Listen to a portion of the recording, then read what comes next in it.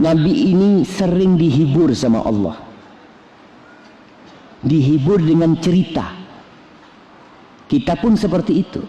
Kalau kita kena musibah, umpamanya kita kebakaran rumah kita, kau jangan takut, fulan tuh yang kebakaran bukan cuma rumahnya, tukunya kebakaran, ini itu.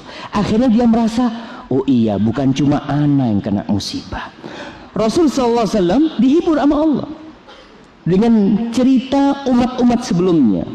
Walaqad arsalna ila umamin min qablika fa akhadnahum bil ba'sa. Kemudian kita coba mereka dengan ba'sa, dengan petaka-petaka, dengan kemiskinan, dengan kejadian-kejadian alam yang menyebabkan hidup mereka sengsara. Gempa bumi, wadharra, penyakit, sesuatu yang membahayakan diri mereka. Apa tujuannya? Kalau kita mau tanya sekali, apa tujuannya kita kena musibah? Allah katakan la'allahum yatadarra'un. Tujuannya itu satu, supaya mereka itu hatinya menjadi lembut, kembali kepada Allah, mohon sama Allah.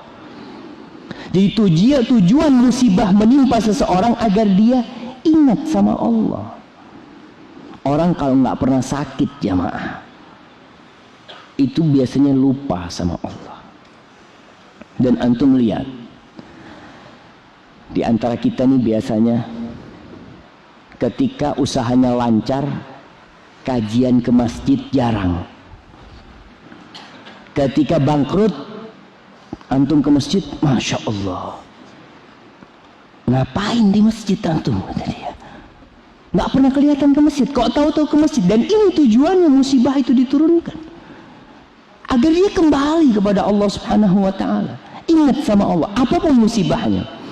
Dan yang datang itu musibah, kadang-kadang orang tanya, Ustaz, apa bedanya ujian, apa azab, musibah? Sebenarnya semua itu turunnya dari Allah. Tujuan Allah menurunkan itu agar mereka lebih dekat sama Allah. Kalau orang yang soleh, maka dia akan semakin dekat sama Allah lagi. Kalau orang yang nggak soleh, maka dia akan jadi orang yang soleh. Tapi tujuannya adalah supaya dia memohon kepada Allah, bertauhid kepada Allah, memperbaiki ibadahnya.